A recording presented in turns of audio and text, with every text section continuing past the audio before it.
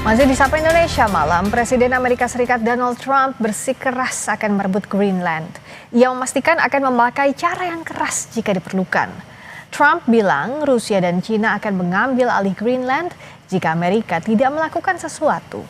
Ia menambahkan, saat ini kapal perang dan kapal selam Rusia dan China tengah mengelilingi Greenland. Trump memastikan langkah sulit akan ditempuh sebab ia tak ingin kedua negara tersebut jadi tetangga Amerika Serikat. Setelah menyerang Venezuela, Trump juga memberi sinyal akan melakukan operasi ke Kolombia dan Kuba. We are going to do something on Greenland, whether they like it or not, because if we don't do it, Russia or China will take over Greenland, and we're not going to have Russia or China as a neighbor. I would like to make a deal, the easy way, but if we don't do it the easy way, we're going to do it the hard way. If you take a look outside of Greenland right now, there are Russian destroyers, there are Chinese destroyers and bigger, there are Russian submarines all over the place. Perdana Menteri Denmark menanggapi serius rencana Trump mengambil alih Greenland. Greenland dikenal memiliki cadangan mineral melimpah yang dapat dimanfaatkan untuk energi. Wilayah tersebut telah lama menjadi koloni Denmark sampai tahun 1959. Tahun 1979 Greenland memperoleh hak pemerintahan sendiri tetapi masih di bawah kerajaan Denmark. Perdana Menteri Denmark menegaskan jika Trump menyerang negara NATO sama saja mengakhiri keamanan sejak Perang Dunia Kedua. Så mener jeg, at man skal tage den amerikanske præsident alvorligt, når han siger, at han ønsker Grønland.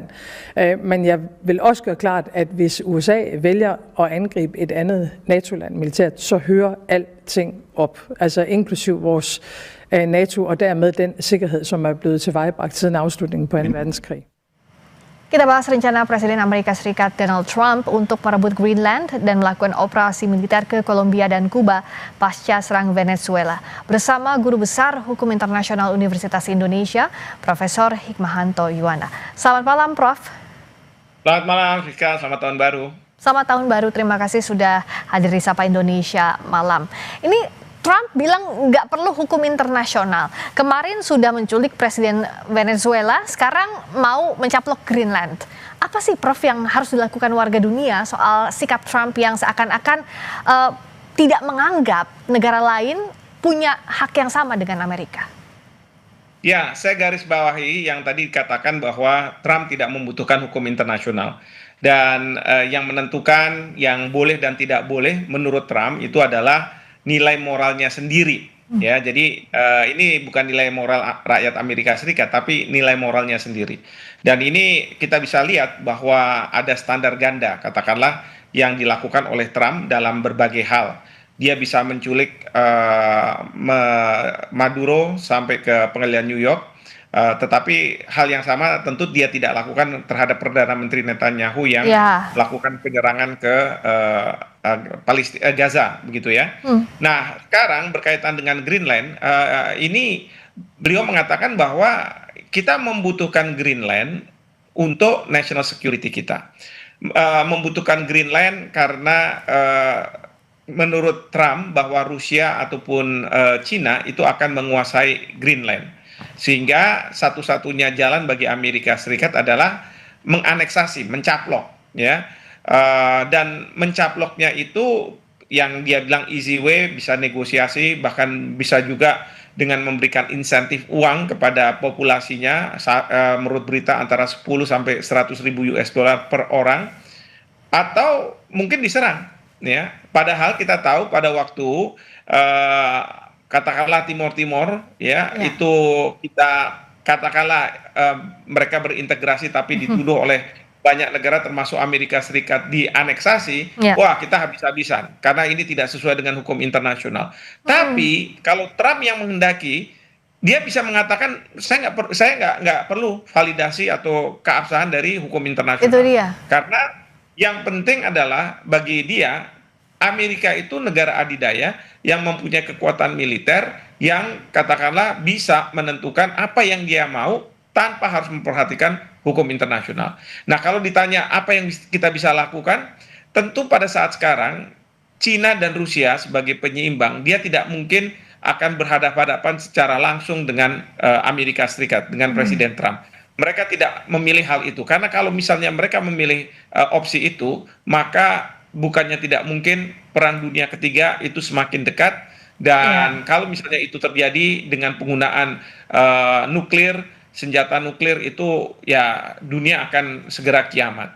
Nah, oleh karena itu sekarang ini yang dilakukan oleh Rusia ataupun Cina itu adalah menjadikan negara-negara yang sedang bermasalah dengan Amerika Serikat itu sebagai proksi.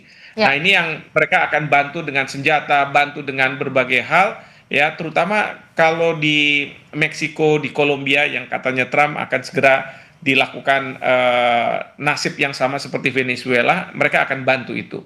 Nah, saya tidak tahu kalau Greenland sepertinya negara-negara Eropa yang akan berada di belakang Greenland, dan mereka sudah siap untuk mengakhiri Pakta Pertahanan NATO. Nah, itu dia. Karena ada Pakta Pertahanan Atlantik Utara atau North Atlantic Treaty Organization NATO, kalau Trump bisa mengganggu gugat Greenland, apakah ini bisa jadi sinyal, amit-amit jangan sampai kejadian, tapi bisa memicu Perang Dunia Ketiga dengan sikap yang egois dari Trump secara sepihak?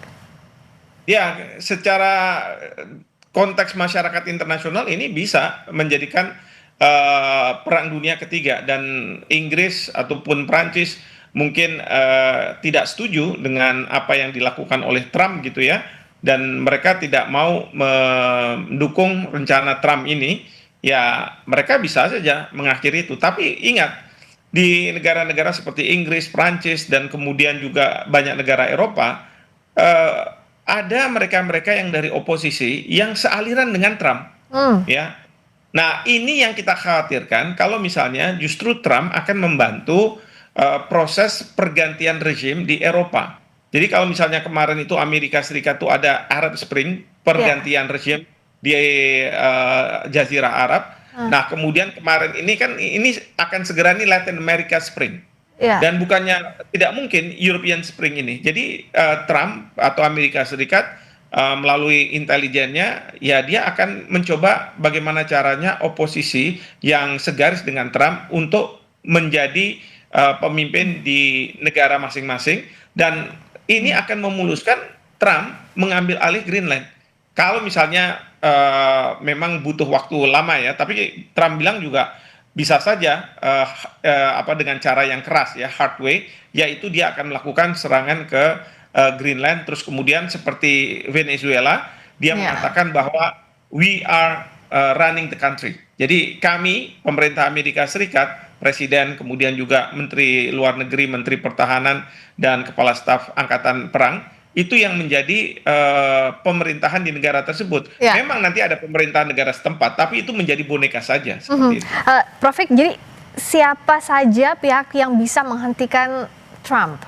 Apakah Eropa, negara-negara Eropa, atau siapa? Karena kalau PBB tampaknya sudah tidak bisa diharapkan lagi sekarang. Ya, tidak bisa diharapkan kalau PBB, karena Dewan Keamanan kan kita tahu ada Amerika Serikat yang punya hak veto, jadi apapun resolusi akan diveto oleh Amerika Serikat.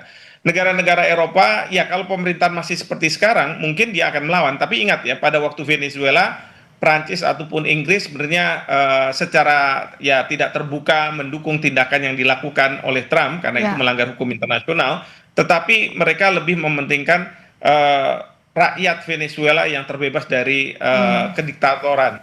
Nah, jadi sekarang ini mungkin saja negara-negara Eropa ini akan melawan Trump, tapi menurut saya mereka tidak memadai lah kalau mereka harus berhadapan dengan Amerika Serikat. Nah, kalau ditanya siapa yang bisa menghentikan Trump, sebenarnya ada dua, cuman pertama adalah Tuhan yang Maha Kuasa, dan yang kedua adalah rakyat Amerika Serikat sendiri. Kalau rakyat Amerika Serikat melakukan proses ketatanegaraan, ya seperti impeachment, ini sebentar lagi akan ada pemilu, dan dalam pemilu itu kekhawatiran dari Trump adalah kalau misalnya Partai Demokrat akan menguasai Kongres dan dia akan menghadapi impeachment. Nah, oleh karena itu sekarang Trump di dalam negeri bicara sangat keras, dia minta supaya orang Somalia dikeluarkan, Afghanistan dikeluarkan, dan lain sebagainya, untuk mendapatkan dukungan dari rakyat Amerika bahwa Amerika harus tidak lagi didatangi oleh orang-orang dari negara-negara yang Baik. menurut dia ini yang sangat Imigran, gitu ya. miskin dan ini dan lain sebagainya itu. Ya, jadi ketakutannya justru di warga negara Amerika Serikat sendiri kalau ada impeachment atau tidak setuju dengan kebijakan-kebijakan yang dilakukan Trump. Tapi kita lihat perkembangannya, kita harap stabilitas dunia ini bisa tetap dijaga karena kalau ada konflik geopolitik pasti banyak negara akan terdampak dengan ini. Terima kasih atas waktunya Profesor Hikmahanto Yowana, Guru Besar Hukum Internasional Universitas Indonesia. Selamat malam, Prof. Terima kasih.